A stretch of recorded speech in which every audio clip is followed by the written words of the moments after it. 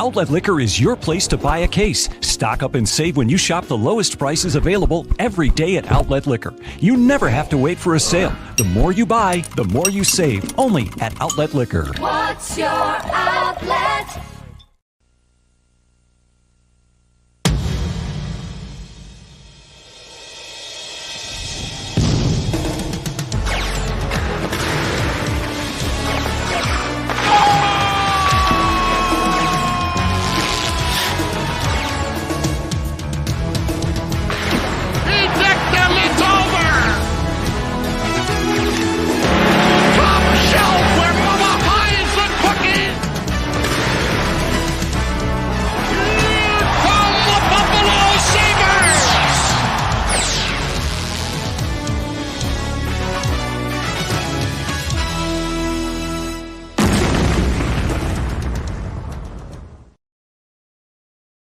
Folks, welcome back to the show where sometimes our signals get crossed, but our swords always are. It is the Crossing Swords podcast, and it is time to strap in for another season. Another season of heartbreak, another season of confusion, and another season of unbridled passion and trying to stop this playoff drought that the Sabres are currently in. I'm Maniac. This is Crossing Swords podcast brought to you by Outlet Liquor, the place to buy a case. Let me get my co-panel in here. You know him. You see him every day. You get a beautiful minute with him each and every sunrise, sunset. It is Gatesy. Gatesy, how you doing today, sir? We have preseason action. I think we have, a ceremony going on for the Maple Leafs right now? This seems a little inappropriate for the preseason. Yeah, we got a lot going. It is, Craft Hockeyville, so they got this brand new rink in. They're doing all this stuff, the festivities, kind of fun to see. But, for a preseason game, it's a lot. So we'll see what happens. We'll see how this game goes. We'll be watching along with you all this part right now. Now, you might be asking yourself, where is intern Vinny? He is locking it down at Canisius College. He will be joining us mid-show. And obviously, we'll be watching along as the Sabres start this preseason action against the Maple Leafs. But Gatesy, let's get into it because it was a long offseason. It wasn't super eventful, I wouldn't say. I wouldn't say there were any big, moments or anything like that. I think back to last year with the Bills offseason, signing Von Miller, things like that. Even the Bills offseason this year, re-signing Poyer, et cetera. What do you got? I mean, you're talking to a guy that decided to do a daily Sabres show in May. So, there was a lot of days where I was stretching to find anything to talk about. And, there were some good days, there were some bad days. But, for the most part, I talked out of my ass for a lot of it. There's, talking free agency, whatnot. But right now, I feel like we're in the heart of it. Our first game is, 2 weeks away, like regular season, October 13th against the Rangers. With preseason going on, the Prospect Challenge last week, I feel like we're in Sabres mode right now. Things are going, and for right now, knock on wood, Maniac, things are going pretty well. These prospects are playing well alongside the big guys. I mean, Zach Benson, we could talk forever about how he's been doing, the hype around him. But right now, I think we're starting to see things really kick off for Buffalo, both on and off the ice. Seriously, in more ways than one. So let's get into it. Obviously, they'll be getting into it on MSG. Unfortunately, the Maple Leafs broadcast, and we'll get to that in a second. But we've seen 2 preseason games so far. We got, UPL and co in net tonight after Levi kind of held it down last night. Let's take a step back real quick. What did you think of the game last night, what we've seen so far in preseason? And I guess it starts and begins with number 27 based on how the last decade has gone, right?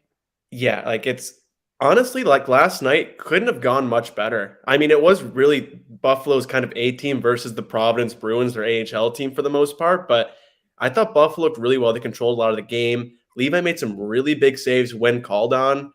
And I was really happy with it. We all saw Zach Benson got put on the first line before the game. I think he blew away any expectations we could have had. He looked fantastic alongside Skinner and Thompson. Looked incredible on the power play. There's something about this 18-year-old that's just it's just working at the NHL. He works hard. He's finding the puck. And I mean, all of preseason so far, I think we're, as Sabres fans, we are seeing what we wanted to see, which, I mean, I think it's a crazy concept for us, right? This doesn't really normally happen. I was going to say, I can't remember the last time I even really focused on the preseason. I mean, I guess it is the young group and it is kind of the, the part where they are expected to turn the corner. So it's not surprising. But yeah, it's fun to be a Sabres fan, so far in this preseason and so far as things build up. I think even the charts people from the last couple games, the charts are very good as well. So love to see that. And you mentioned Benson. I wanted to talk about him, obviously. with, being 18 years old, is it almost too soon? Are Sabres fans already doing a victory lap based on what we've seen from him in such a short stint, already up at the NHL level? Oh, I mean, 100%. No, I don't see an issue with that. Taking that victory lap, like I think as Sabres fans, we got to take our victories when we can take them, because they for the most time they are far and few in between. And Benson, I think he's a guy that, I mean, fans were super excited about, but Buffalo sports fans, we do set our expectations high just to get crushed. But Benson's really, I think, exceeded those high expectations. I think, at least for me, I was expecting him to come in. He'll be fun to watch. He'll do okay. Send him back to the WHL, have a good season. But I mean, I even wrote that article the other day about if he has a chance at it and like different possibilities for him this year. And even since that article, he played last game, and each game that I feel like the legend of Zach Benson keeps growing in the city of Buffalo. What about you, Maniac?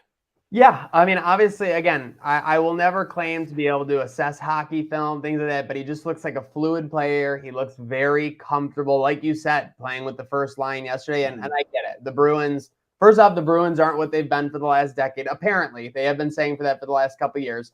But just to see, his poise, his composure, I think it was a power play assist yesterday. People were even Behind the talking back about the pass. difference in the puck cycling, the way that happened on the power play. So you love to see.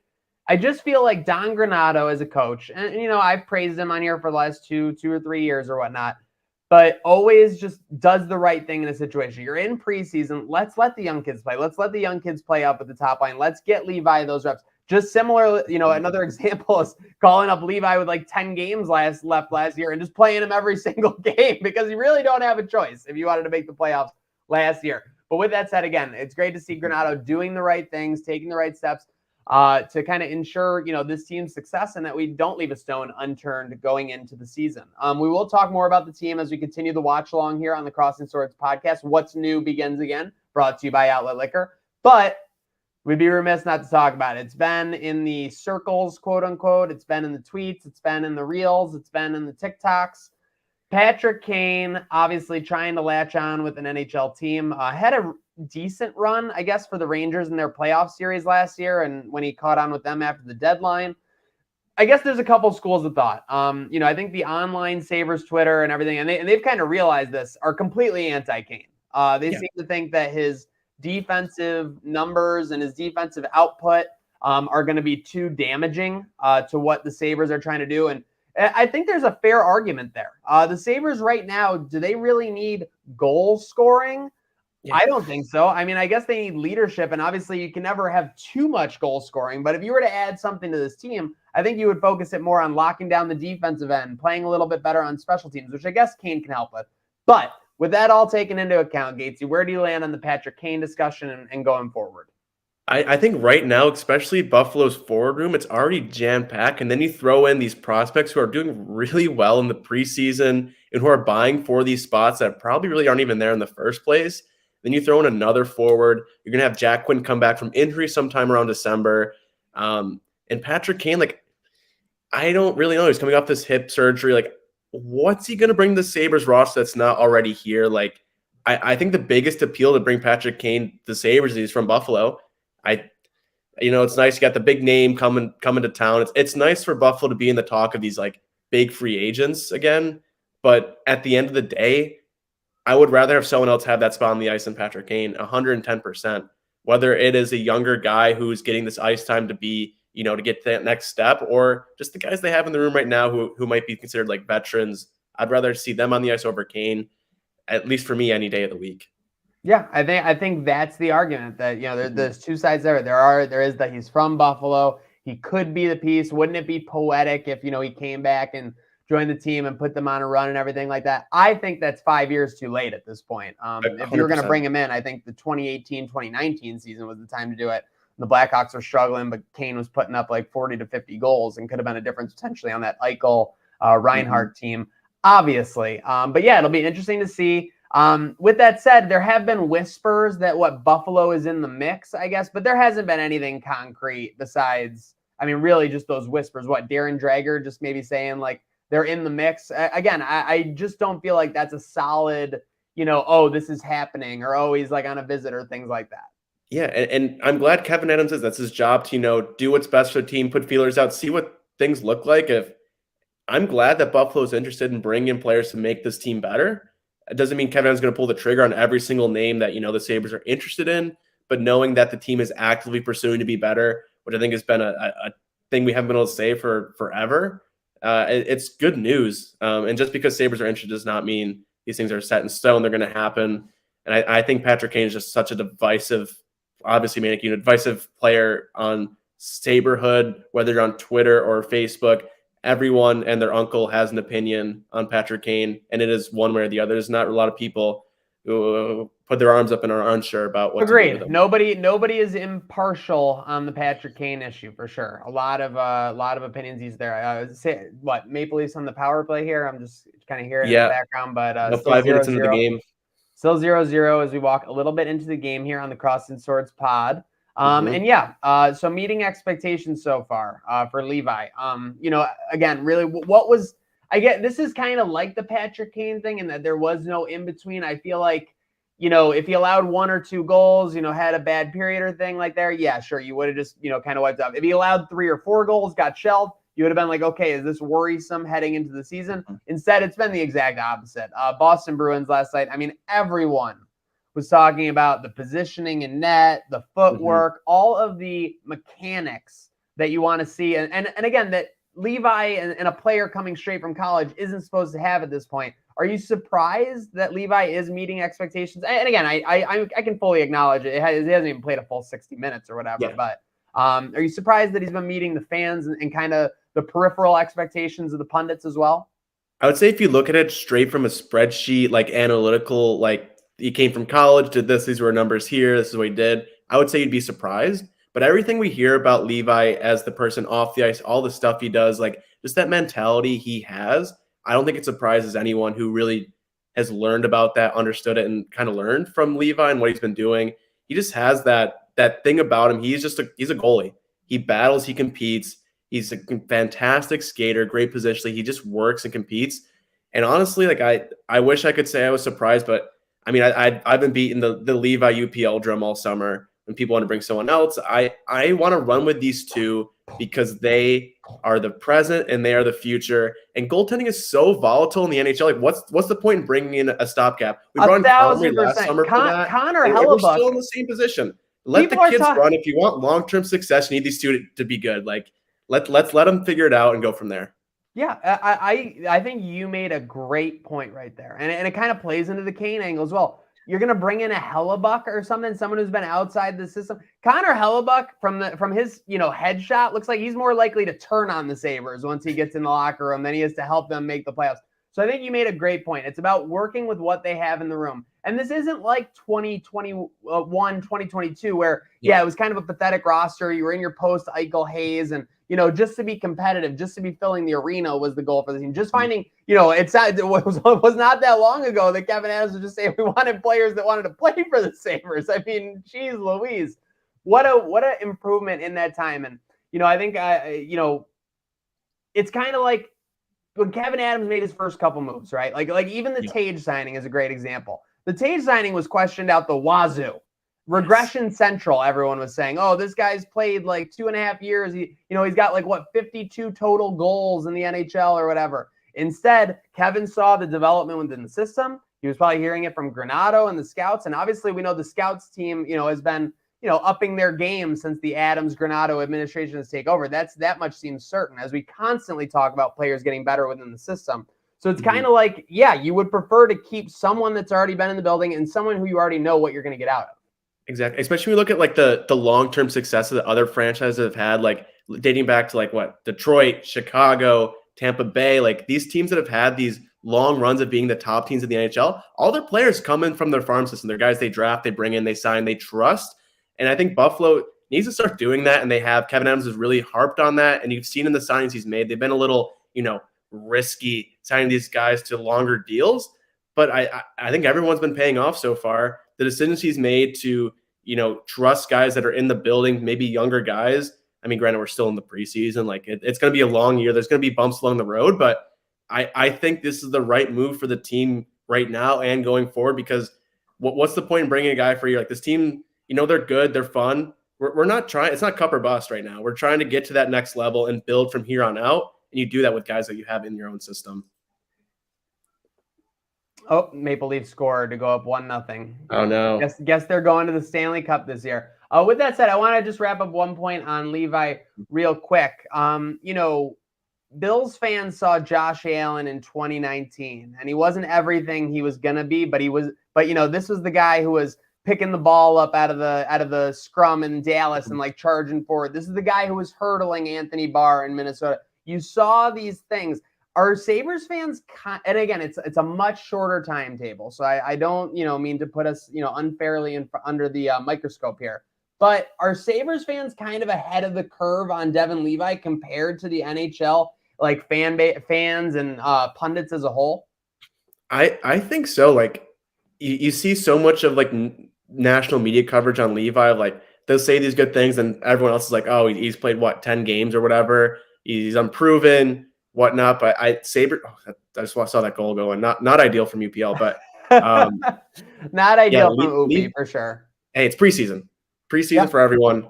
Hey, figured out. But and Levi, I want to see how he bounces back here. Let's face it, this is why. Does he allow 3 goals in a period, or does he start making some stops so the Sabres can bounce back on the road here? Again, you're not gonna have a shot at every night. Said, it is the season of pre.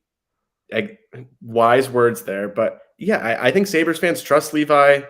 We believe in him, and like at this point, if we weren't believing in him, I think we'd all be hitting the panic button. Like we need to believe in that and to go from there. But I think everyone's on board, and I think he's earned at least some of that at this point. And to put a button kind of on this conversation, this is what, like UPL's 3rd, 4th year in the Sabres system officially. Yeah. Worst comes to worst, if you do get what you're expecting to get from Levi, you can always look at another goalie alternative come December, January, February, March. If you're in that position to make a push, and it makes sense for sure. So I think there was a lot of scuttlebutt, and obviously this goal early in this preseason game doesn't necessarily sound like the best thing, but I'm with you and completely in on it, Levi and UPL going into the season. I think a lighter load and less responsibility for UPL, we will get a different player out of him going into the season. I think you just mentioned messing in some of Kevin's riskier signings and things like that. So I actually want to get into it with DAHLIN here. This has been a story, unfortunately, for about the last 100 days since we were talking about things pre-July 1.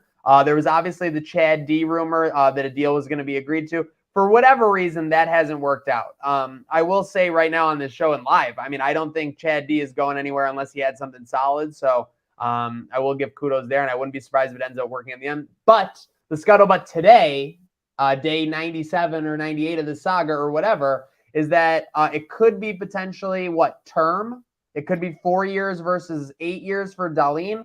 I don't hate that from him, just to be clear. This is the 1st overall pick. This guy had to play with Ralph Kruger, okay? Yeah. This guy had to play in a Ralph Kruger system, which basically nullified him entirely. And he is getting better. He's obviously becoming that player. I think even Spittin' Chicklets the other day finally acknowledged, he's a top 10 or 15 defenseman in the world, and he's only climbing in those ranks. But if I'm him, I'm going to I want a deal similar to what Josh Allen got. I want a deal so when I'm in my late 20s, I can get another contract. I don't want to be 33, 34, and then get paid out my final 4-year deal. I want to see where, the money's going with the league and everything like that, and make sure that I maximize my profit. Because again, I put in time with Ralph Kruger and the Buffalo Sabres, who, no offense, have been a tough organization to play with the last 4 or 5 years. With that all said, Kevin has done these deals. Samuelson, Thompson, Cousins, etc. He has created so much room with those deals. So I want to ask you, do you think if you're Kevin with a Y, is it more that I've worked so hard to create all that room, I don't want to necessarily blow it on one player? And I say blow it, figuratively, because obviously DAHLIN is a massive piece of whatever this franchise hopes to achieve in the next half decade for sure. Or is it okay to blow a load on a number 1 overall with the team because you've created that room? What's your school of thought there? My thought is you have so much extra space now because of these incredible contracts. Like someone's got to get paid. And if it's going to be, you're going to win a cup, it's going to be because of DAHLIN. Like you see everything he does offensively. And then last year defensively, that took a huge step up in his game. Like that was always his lack. Like he could move the puck, he could skate well, but defensively he was not great. He really shored that up, and he is the backbone of this team now. Like this is his team. Like we even heard rumors over the summer that he's going to be the guy that gets the C when Okposo retires, and I think DAHLIN deserves to get that paycheck. Like he really is the start of like this post Eichel rebuild. Like you think back to like 2018, like he was like that supposed to be that final piece, but really now he's like that first piece looking at today's roster and who's still around.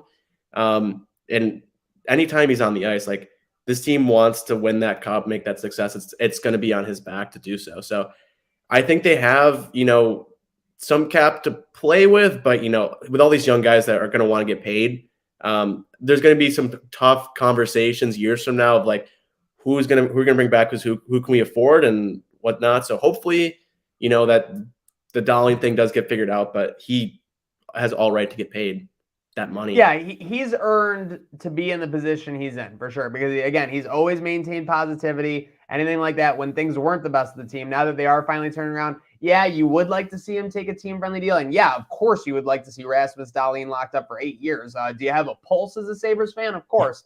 But with that said, you can't fault him for making sure he's doing his due diligence and getting the best deal for him, obviously. And speaking of best deals, get to Outlet Liquor, place to buy a case. But biggest wild card for this season. So I saved this for last. I was originally going to put it close to the middle, but I wanted us to have our discussion on Levi. I wanted us to have our discussion on how things look in the preseason. I definitely wanted us to have the discussion on Patrick Kane, because I think if you ask any pro Kane person, they would say that acquiring Patrick Kane would be the biggest wild card that you can get going into the season. I'll kick this off because obviously you could write overarching things for sure, right? Like, oh, the power play, could that be better? Oh, can you get better goaltending? Like I would say those two things right away obviously are the two things that Sabres fans want out of the gate. But my biggest wild card as far as one player for this Sabres team, and it's not Matthias Samuelsson staying healthy, even though I've obviously finger crossed for that based on how it worked last year, but it's actually the continued development and the continued ascension of Casey Middlestat. For 2 consecutive years, this guy has ended the season on such a high note, making dominant plays. I think the real big thing that reached the mainstream this offseason is the 5-on-5 play, right? His ability to create offense at 5-on-5, which is gold. Anyone can do it on looking at you, Victor Olofsson, but anyone can put up offense on the power play. Anyone can do that, but creating at 5-on-5 is definitely something you want in this modern day NHL. So for me, the biggest wild card for this season, and especially out the gate, is the performance and the stats and the overall output from Casey Middlestat. I wasn't sure if you were on the same page there or if you had a biggest wild card of your own going into this year, Gatesy. Yeah, it might be the preseason for the Sabres, but it's not the preseason for the Crossing Swords podcast, because that was my exact thought. Like Casey Middlestat, 100% agree with you, Maniac. I'll find another player. I think Peyton Krebs. He's a guy that, I think is in the Casey Middlestat conversation from 1-2 years ago, of a guy that needs to take that next step, has shown that flashes offensively. And I think Krebs is taking big steps defensively as well, especially on the penalty kill. He's a guy that I think can take that next step and really elevate that Sabres third line to, produce points, but also not get 1,000 goals scored on them as well. That's going to take this team to the next level. And I think Krebs, if he can take that next jump, this team is really going to go into the stratosphere. Because those top 2 lines are just going to produce points. Like they're good players, going to be a lot of fun. But after that, the fourth line of Gergensons, Okposo, and Jost, like they're just going to grind. That third line's got to be that, continuation between those 2 groups there. And I think hopefully Krebs can take that next step and he can do it. It's hard to keep a smile off my face right now because I'm having my first extended conversation about Peyton Krebs in like 6+ months.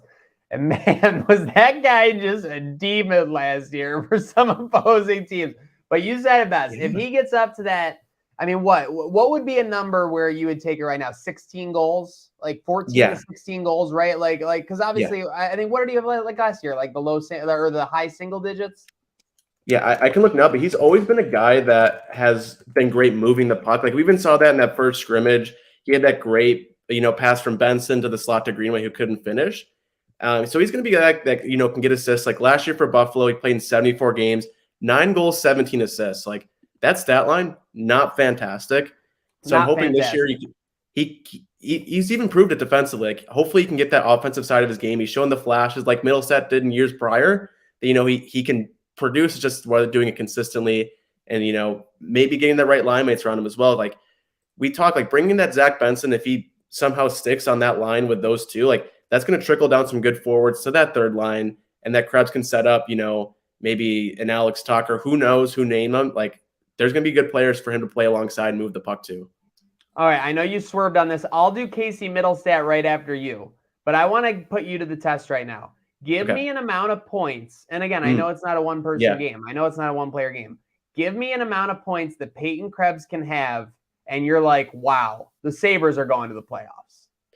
If Peyton Krebs can get to 50 points, like I think that number, like 45 to, like if you can get 50 points out of your third line, or 45, I'll say, I think lock the Sabres into breaking the drought, because those top two lines are going to produce points. And, the Sabres are just in, like, I feel like in a shootout every other night of just these high scoring games. But I think if Krebs gets that offensive side to click, like things are just going to keep rolling from there. And he hits that 45 number, 40, 55. 45, 50. I had it at 40 to be like right on the cusp of the playoffs. So I think 50, you're right. At 45, 50, you're right. That would put them over the top for sure. Mm-hmm. And then for my wild card, our wild card, Casey Middlestat. Yeah. Last year, this was the awesome thing to see too. On top of the stats, 82 games played. So, obviously some great durability there. 15 goals, 44 assists, 59 points. A season that a lot of people were happy with last year for Casey Middlestat. With that said, I do think that, we want to see that continued improvement, especially as he gets older here. He's finally old enough to drink beers, I think. With that said, I would look for 75 points out of Casey Middlestat this season. Now, that could fluctuate as well because, unlike Peyton Krebs, if he ends up on the first or second line, I want 80, 85 points from Casey Middlestat. I want him feeding Skinner. I want him feeding Thompson. I want him feeding Tuck. I want him feeding Cousins. I want him cooking everyone up there. Now, with that said, if he is on the third line, though, like he has been in the past, I would definitely take 70, 75 points as an improvement there for sure. Yeah, and I'd say the way Middlestat finished, I could see him playing on that second line alongside Cousins. I think those two worked really well in that last month, that last stretch. I think you find that right winger to play alongside them. I know they're trying to play Middlestat up the middle now, but him and Cousins work so well together. I thought, get them another winger, guy that can score. I think those two are just going to find so much success this year. Folks, appreciate you tuning in here on Crossing Swords Podcast. Our season debut episode, What's New, begins again. Apologies to Vinny Cristiano. I guess things got a little crazy at Canisius. But as we wind down here, I just wanted to get a couple announcements out there. As Gatesy mentioned, he's been doing the Sabres in 60. You can expect that to continue all season long. Might give him a day off or two for maintenance. Of course, we got to get our rest days in here so he can get his beauty sleep, of course. I can't be Casey Middlestat. But no, not everyone can. But keep an eye out for those every day, of course, and continued content from Crossing Swords. For reference, for podcasts going forward, because I know we didn't have this one full-time last season, you can expect new episodes of Crossing Swords Podcast out roughly on average every 7 to 10 days. We are going to try and keep it closer to 7, but it might get up to 10. Keep an eye out for Cross Swords Pod on Twitter for any announcements on any episodes or any guests coming on in the future. But with that said, Gatesy, as far as the Sabres are concerned, the future is now. Let's go have a great season. Let's go have a great fall. Let's go have a great end to our 23. And let's have a good night now, because let's just say it's all about 3 words. Let's go. Sabres.